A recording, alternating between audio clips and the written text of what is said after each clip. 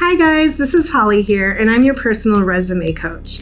For this short tutorial, we're going to explain how to effectively incorporate soft skills into our resume. Hiring managers have a huge interest in finding dynamic candidates with a healthy balance of both soft and hard skills. Packing a resume full of keywords is easy, but providing soft skills takes a little more strategy. Let's start by discussing differences between soft and hard skills. Hard skills are often technical in nature. They're teachable and they're measurable.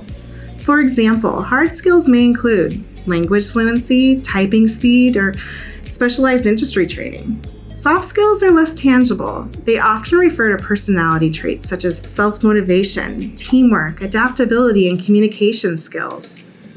Let's look at these skills in red. Creative problem solving, team leadership, expert communicator. Alone, these words are just about meaningless. Anyone can throw them on a resume, but they lack evidence and credibility. I refer to them as our resume fluff. So let's look at how to turn these vague words into meaningful power statements. To do this, we're going to start by thinking of a very specific instance on how our soft skills were used on the job.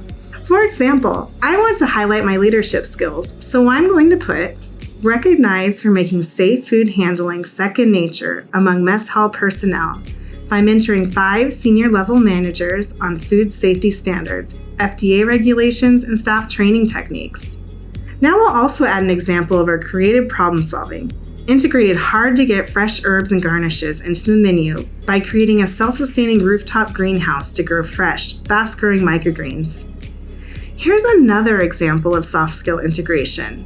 Here we have embedded communication skills into our work.